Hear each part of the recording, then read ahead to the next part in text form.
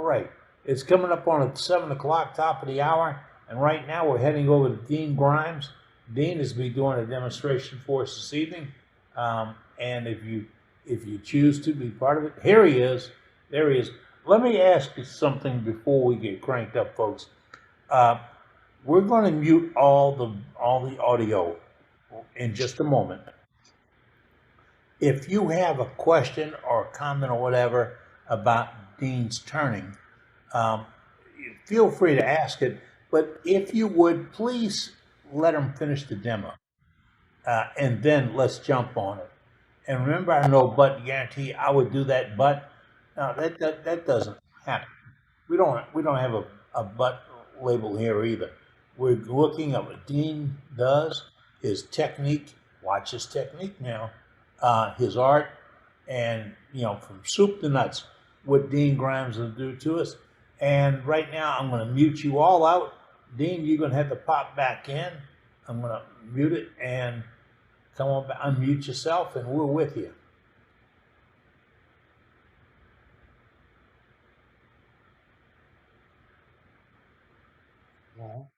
There we go. Can you hear me, Captain? Now we got you, Dean. Go ahead, okay, please. Good deal. Okay. So tonight we're going to talk about a natural edge bowl. And we were talking about you do it different. Well, guess what? Every one of you do it different because there is no one way to do a natural edge bowl. I've got a couple of shapes I want to show you.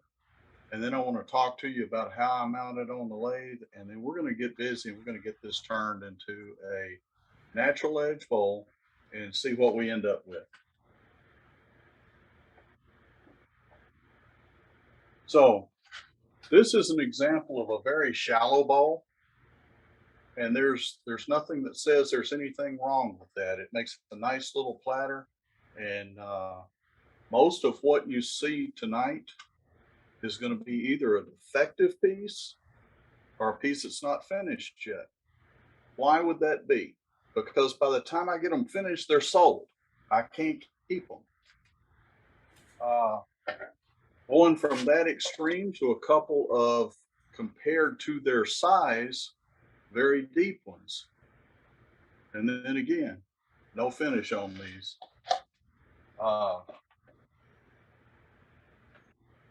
One of the things that you'll notice with this one is it's got some very low sides and the ends come up pretty high. The big challenge on a natural edge bowl is to balance all this out so that your low sides are level, your high sides are level, and this side and this side are the same thickness. So we're going to talk about all that as we go. And of course, here's just one more example. This may be the only one that's actually finished of the whole deal. And so again, we want to keep these level and keep them the same thickness. Keep these level and them the same thickness as these. Let me lay all this stuff over here to the side. Get it off the lathe before I start turning it.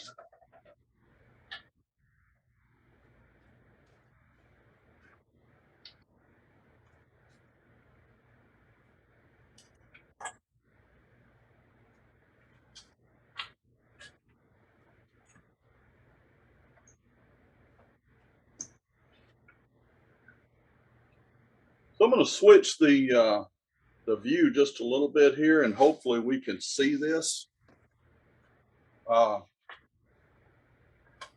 I'm getting ready to do a live edge bowl, first thing I'm going to do is use one of these little plastic things, and this one is filthy, but kind of tells you what the rest of the shop looks like, doesn't it? I'm going to lay that down and move it around until I can pretty much judge center. I'll make me a mark with the awl going right through that center hole. Once I do that, I'll define that mark. And then I'm going to come in with a drill and I'm going to drill a hole in there. Now, why am I going to do that? I want my live center setting inside actual wood, not resting up here on top of the bark. Recently got a message from one of the guys that watched some of my YouTube videos, and he just started, and he don't want to use a 4-prong drive center anymore because it threw the log right up in his face. We put a pretty good knot on his head.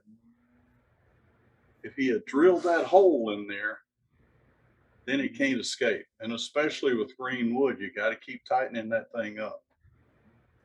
When I flip it over here on the back side, I got a nice little chisel and a mallet. I'm going to knock that bark off at least in a big enough area so that my live center can go in there and I can see that it's in wood. Again, it's just a couple of safety things that, well, they're designed to keep the knots off your head. And believe me, as a young boy, I was called a knothead enough. I don't need to go there anymore.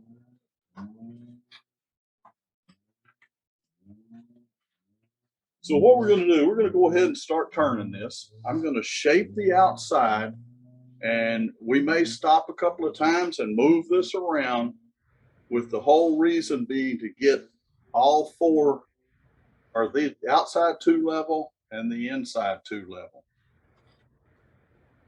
And because I have been dealing, well, you should always do it. That's no excuse, but I'm going to put on my respirator. Some of you may have watched the video and seen it, but I cleaned out my mom's house, or proceeded to do that. That's been about a month ago. And really, this is about the second time I've been in the shop to turn anything, because all the dust and everything got in my lungs. I wouldn't dream of coming out here in the wood shop and turning on the lathe and turning without protecting myself, but never dreamed of it, stirring all that dust up in the house. So I've paid pretty drastically for that, and we definitely do not want to make it any worse. So just take that as a lesson from me. Protect your lungs if you're in an environment where you need to do so.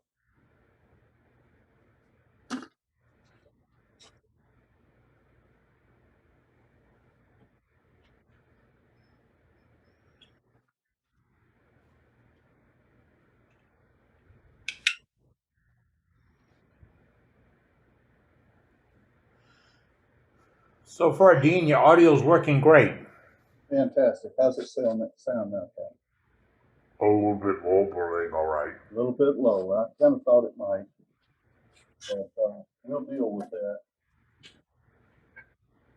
Okay, so we're going to check, make sure that we're spinning there. Let's do one more thing here. Take a look at this log. We're 5 inches that way. We're roughly about 7 inches that way. And if we measure from end to end, we're about 7.5 inches. So that'll give you folks an idea of what we're starting with. I'll move the mouse down to the other end of the lathe, because you wouldn't believe all the grief that I get for not protecting that little mouse. Okay, so we're going to go ahead. We got it turning. We know we're safe here. I'm going to go ahead and bring up some speed. Again, always checking. Make sure that thing is tight.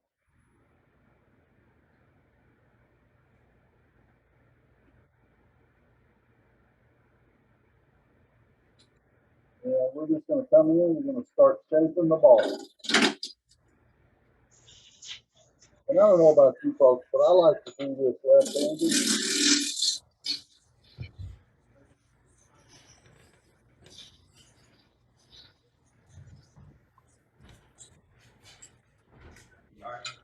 And not standing in the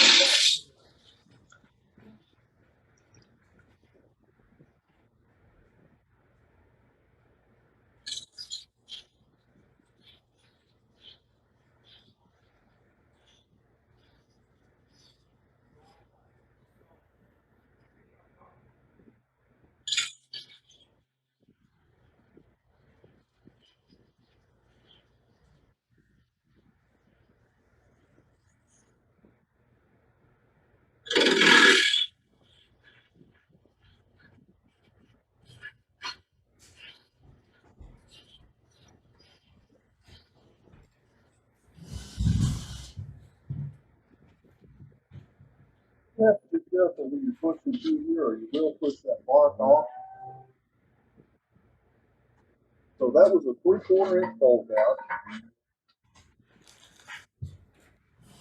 It did not take long to get that shape like we wanted. We're going to switch over to a 1/2 inch now. I'll tell you what, before we start turning them more,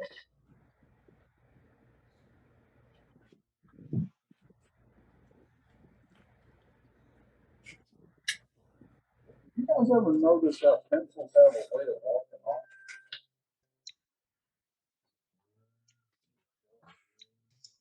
Even with the magnet on them, yes. Good. So I'm going to make myself a mark right here on top of my full rest. I'm going to turn this around. And I guess I did a pretty good job of lining that up. Because it is right on it. I'm going to make a mark right here. Now this is my low side that I'm looking at here.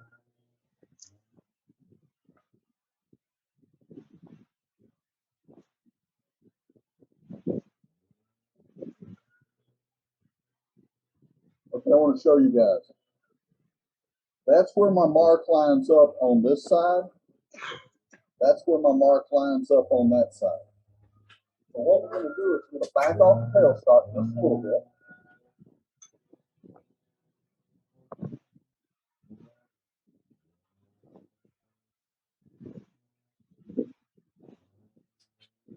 Let's see where that puts us.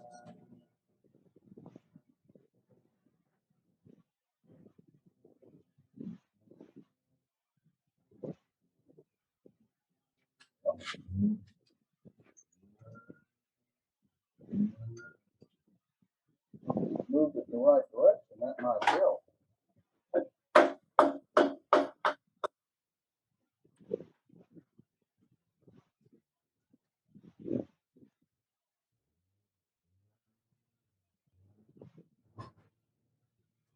See where we're at now.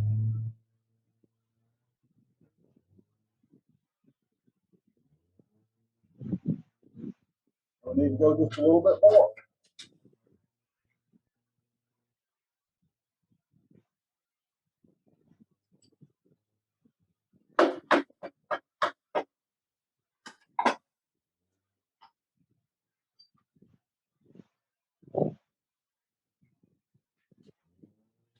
Let's see where we're at now.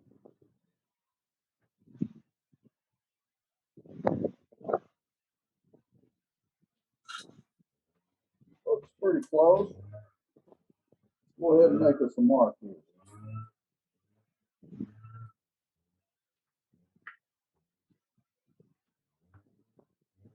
See where it is on this side. See where it is on this side. So it's still not exactly right.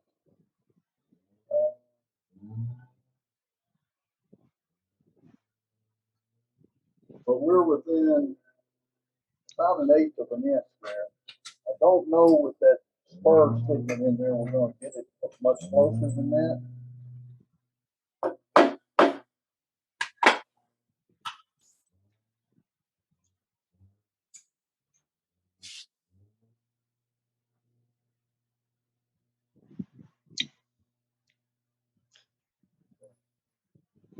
What I'm going to do is I'm just going to cut this line.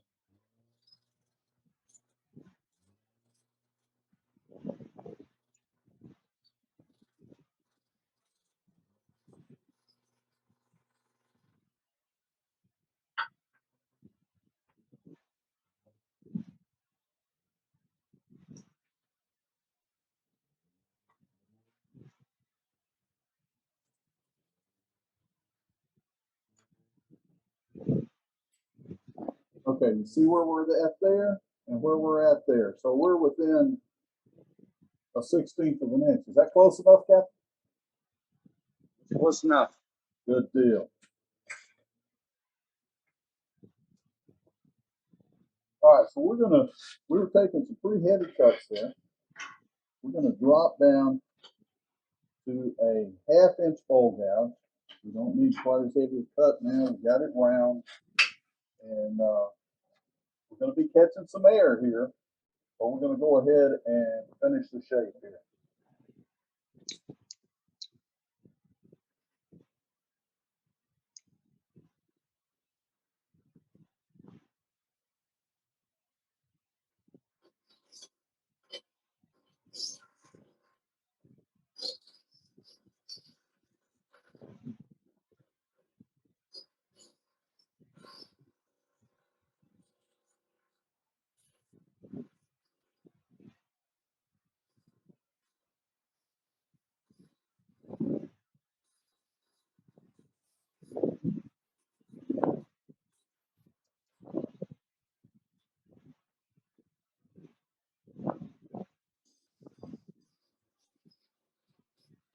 Flatten out that ball. I have a flapping around here on the bottom of that guy.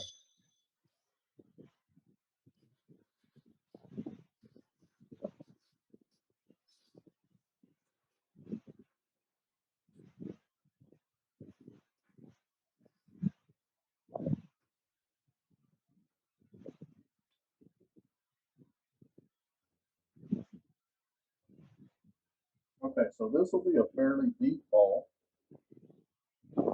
not so big around. We'll end up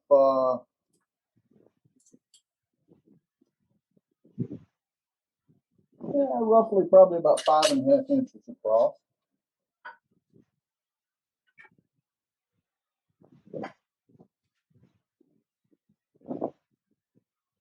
Okay, so I hit that pretty close. And just checking to see where my tug jaws are going to fit there. And after you turn long enough, you can get where you get pretty doggone close. But it's still a good idea to check. So I'm going to come in, and we're just going to make ourselves a pin right there.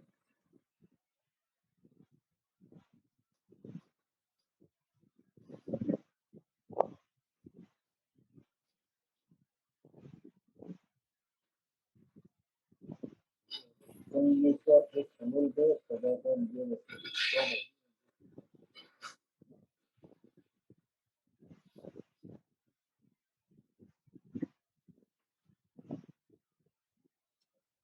Now, folks, we've got the outside of the bowl shaped. This gives us a nice shallow curve. You can go anywhere from a massive curve to a shallow curve. But whatever you turn on the outside, be prepared to duplicate that on the inside. And so I'm gonna go ahead and turn this around.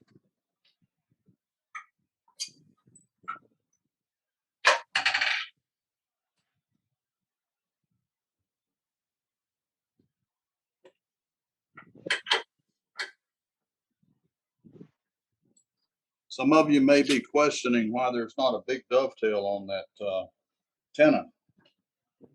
Well, these particular jaws are not dovetail jaws. There are a lot of different jaws out there, and they're not all dovetail.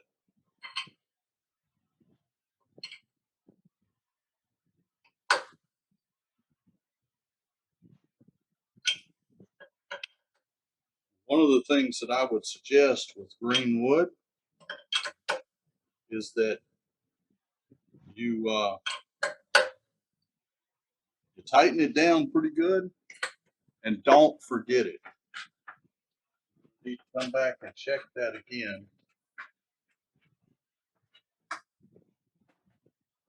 It will compress on you.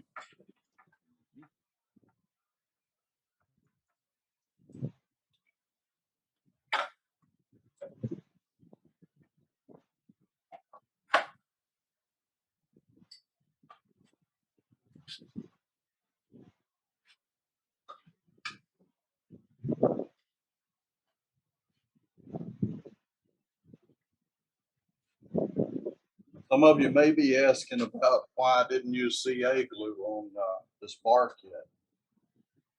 I do live edge and I do natural edge. And so I can say very rarely do I have any problem with the bark coming off if I'm turning green wood. If I think I'm going to, I'll go ahead and use the CA, but I don't really concern myself much either way. If it comes off, I'll just take the rest of it off and we'll have a live edge instead of a natural edge.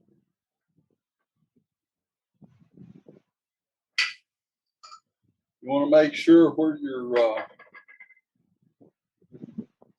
tool's coming in, that you're coming in and your cut's about center.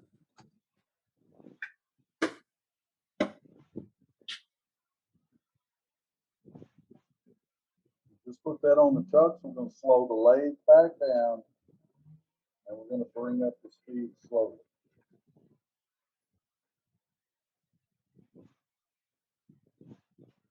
You guys have a good view in there. Basically, what we're going to do is we're going to start off up the cuts here.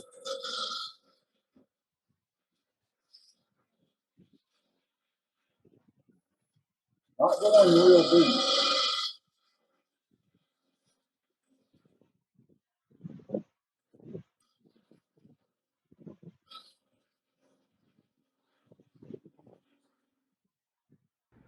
Members, if you're just joining us, Dean Grimes is doing his piece. It's the natural edge. If you wonder about the audio, Dean is wearing dust prevention hood, and we get his audio, and he stops at critical points. But bear with us. Safety is extremely important when you're turning.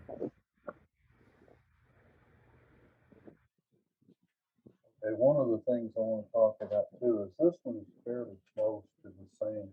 In other words, we don't have a real high point here and a real low point here. When you do, and really any bowl you turn, you need to follow this outside edge as you're cutting in. Some of you may be asking, how do you do that? Well, if I take and say this is solid and you can't see through it. If I take my finger and put it over here, I don't have to necessarily be able to see through that to know that my finger is near that hole, right? Same thing with this gouge. After you get used to it and you work with it a little bit, it doesn't take much to know that that gouge is near the center of that hole. If you're paying attention to that, that can be very valuable to you when you're cutting. So what we're going to do as we go through here and we push through, we're going to kind of follow the curve that we've got on this ball.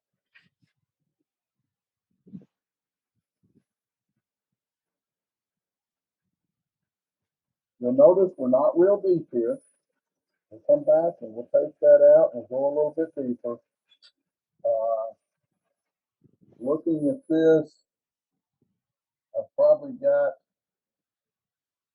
a little over an inch deep right here at the high point.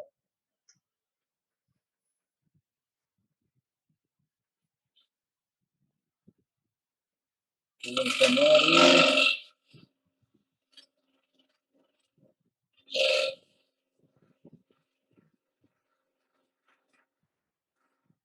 Now, if anybody watched the video I just released,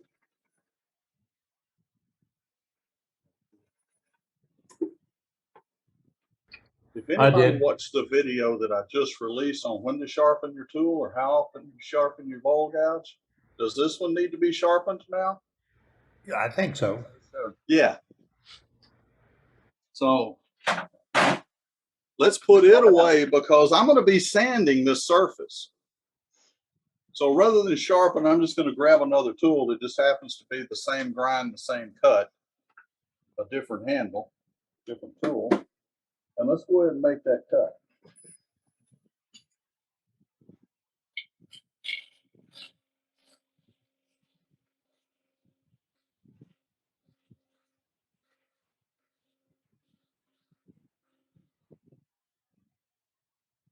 You switch your camera, Dean? Sorry, guys. Thank you.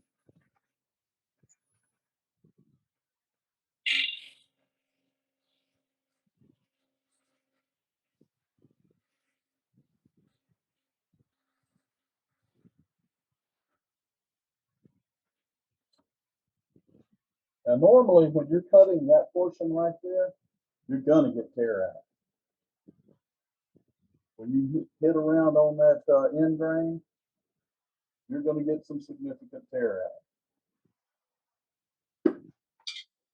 I'm not seeing any at all because I had a fresh gouge to cut with. Now, if I don't want to sharpen, I'll put that one up and grab this one, and we'll go ahead and hog out some more wood. Because by the time I get this hogged out,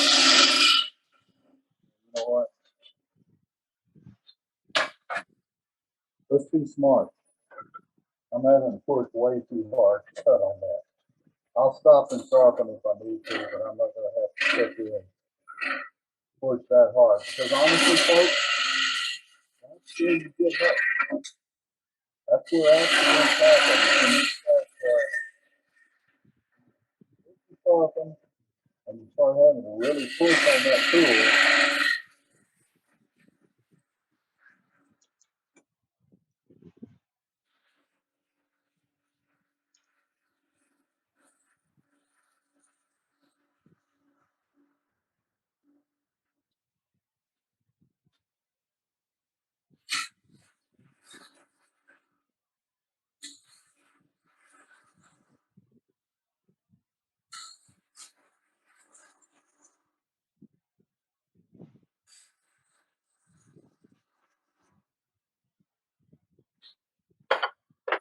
Okay, let's switch again, and then we're probably going to have to sharpen after this.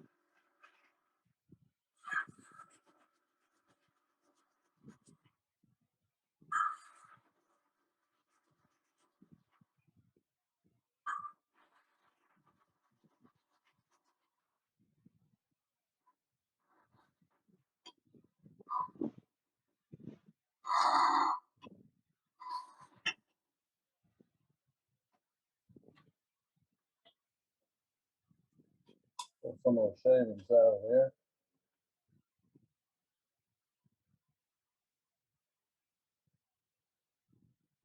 And let that get just a little bit thick on us right there. Let me show you guys. One thing for me to say it, maybe you guys can see it here. So we're just about 1/4 of an inch, maybe just a little bit less there. And as we get down there, we've expanded out to a good 3/8.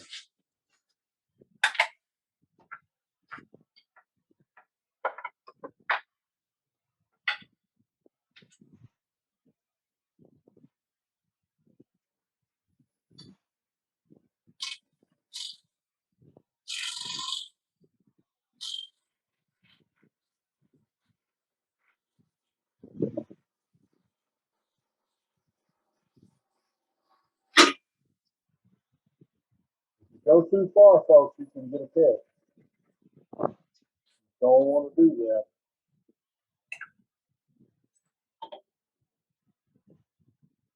Yeah, that puts us pretty even all the way. Anybody see that? Yep. Good little catch there, so be careful with that.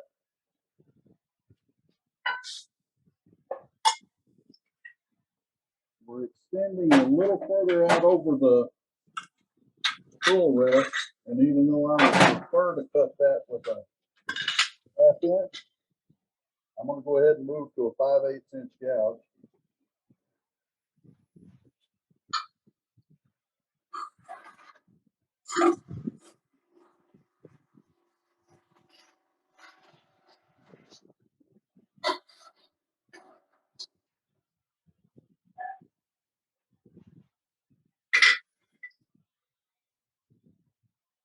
Let's take a time out and switch tool list here.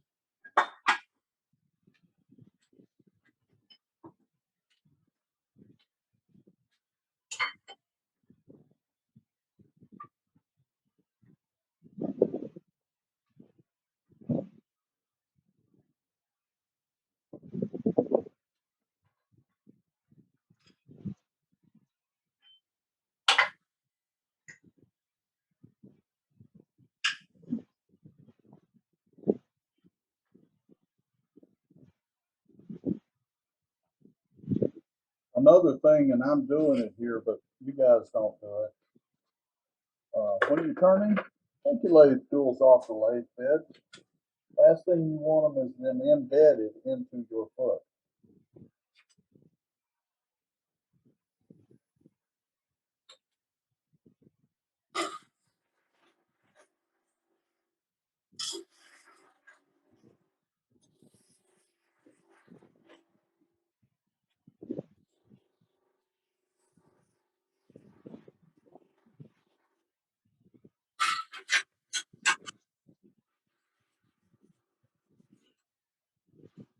Mm.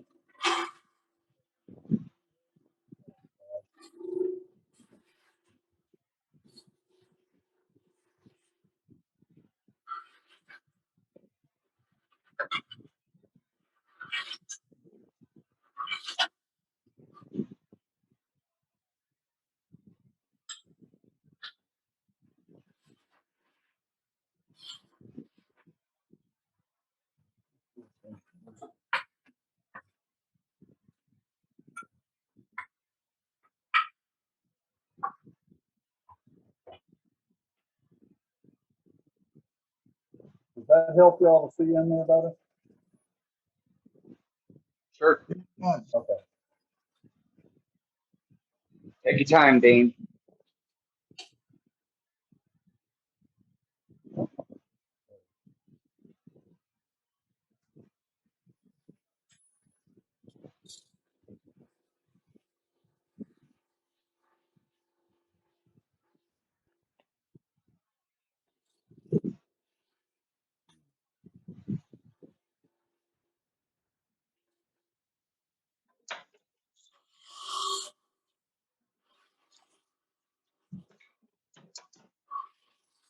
Look at the bottom of that bowl like that.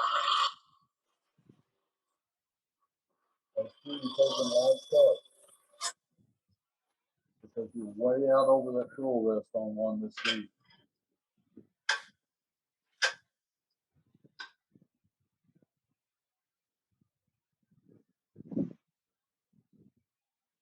We've got quite a bit of wood still in the bottom of that.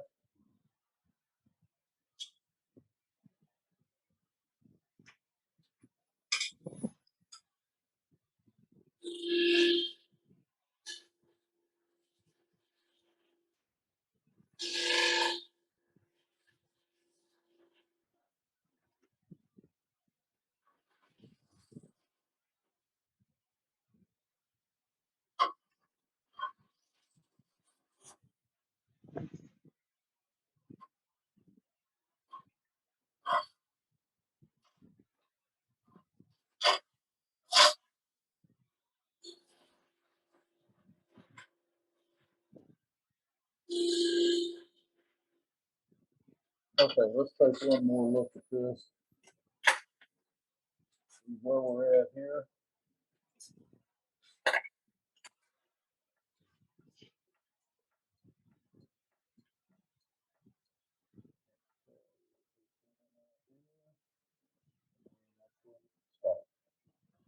Okay, what I'm doing here, guys, is I know I'm heavy in the bottom.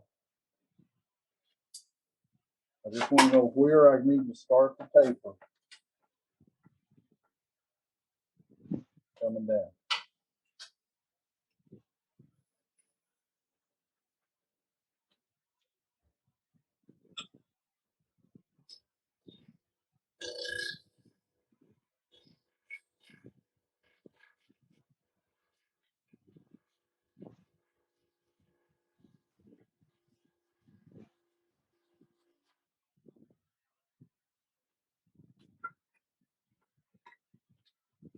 And that should give us pretty much running that 1/4 inch all the way up. Okay.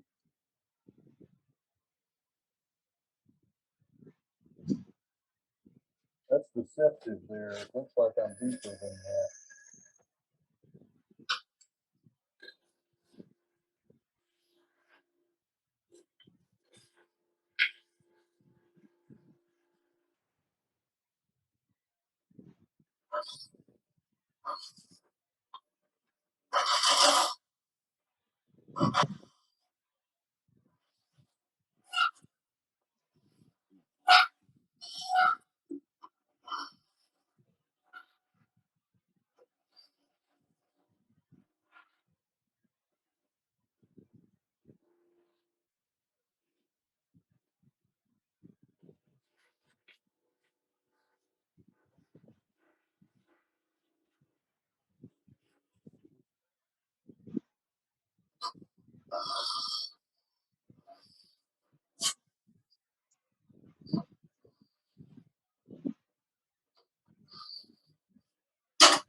Well, sorry about that, guys.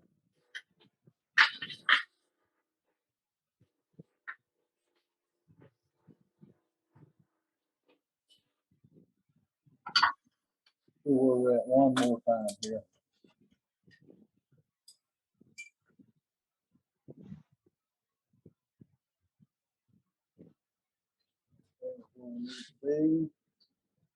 Oh yeah, we're just smoothing it out this point. Actually,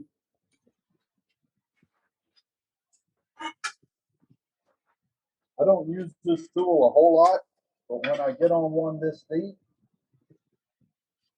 I don't mind at all.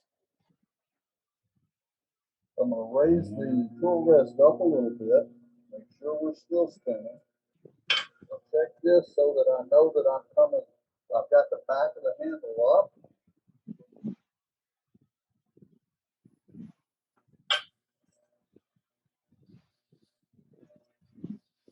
That's super right there.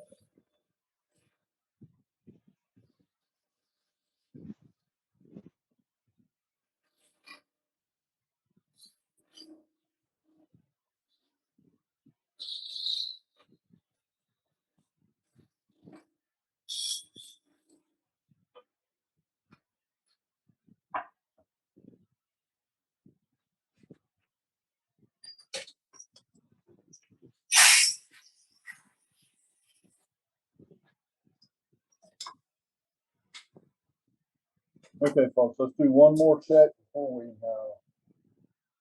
I see one more thing I'm gonna have to do here. Okay. Now, one little thing to fix. I don't know if you guys can see it, but we got a little catch right in there a while ago. And that's gonna be awfully thin right there. But I think we can make that work. Yeah, we'll be down to about 1/8 of an inch, so.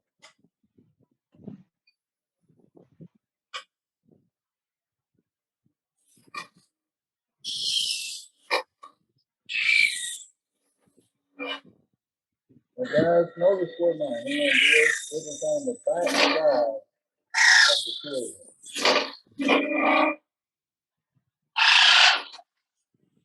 That's the saw blade. So guys,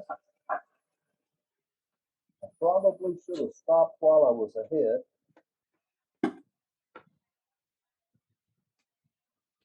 And the reason I say so, That is shadow if you was. look real close,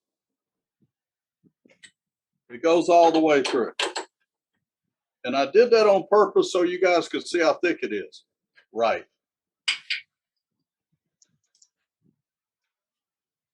So the problem was, let's take a look at it. I got a catch right in here. And when I'm trying to pull that catch out or pull that divot out where I had that catch, we went right on through the base of it. Dean, that's a design opportunity to make a lampshade is what that is. Well, that's what I'm thinking.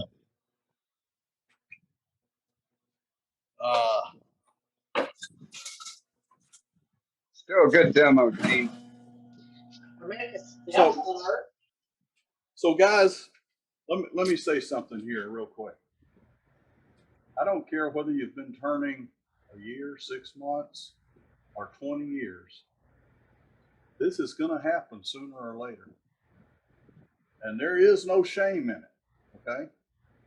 So it doesn't embarrass me one bit to tell you guys that this is not the first funnel I've made. I've made a couple on purpose that were actually shaped like funnels, you know. But when you get into a deeper turning like that, you're really reaching out over that tool rest. And with traditional tools, that can be a challenge. But hopefully, in the process of doing this, showing you how to line up, because you see how level that is. Okay. You notice that this edge and this edge are the same thickness. We talked about going to a sharper tool when you're cutting your last cuts in here. That's going to save you so much sanding. And again, it happens. Don't worry about it. It's wood. It grows on trees. And you know, I'm not there for you, Dean. Is that you went and you did incrementally cutting down from the wall to moving the center wall or the center mass, and then going, and taking your sharp tool, getting a nice clean cut on that wall before you advanced any deeper on the bowl. That was very key to this demo. Absolutely. Good job illustrating that. There's a lot of stuff I would just have you not go quite as deep, okay? And like I said, it grows on trees. I have to use trees from the neighbor's yard. I'm not rich like Captain. I can't afford those 2x4s. Hey, I like wait. the way you showed that screen. Looks like it'd make a nice lampshade to me. You know what? It just might, Bob. I don't know. We may have to give that a whirl. You'll save it.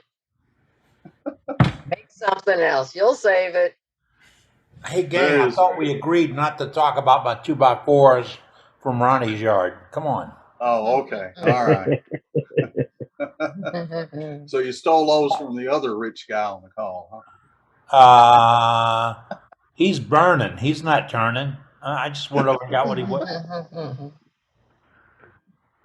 But any questions on this, guys? Anyone? I want to know about that shield you're wearing. Okay, we can With talk that- about. That cape. All right. Oh, boy. So- See, the fat I like man that. came up. So the, Yeah, I the like that shield, cape piece.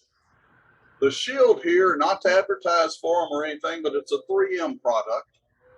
And if you buy this shield with the power pack you wear on your belt, you're going to spend $1,700. I picked this up secondhand for, I think, $100. Oh, And I bought a $59 HEPA filter, put a $3 bucket on top of it, bought a hose from Rockler, and for way less than $200, I have a air purifier that is not loud. It's comfortable to wear. It gives you plenty of breathing air, and it's safe to breathe. And I do have a video on the YouTube channel, so you can see exactly how I made that. it came with the cape piece. No, I just had to take the S off my cape there, Brenda. So no,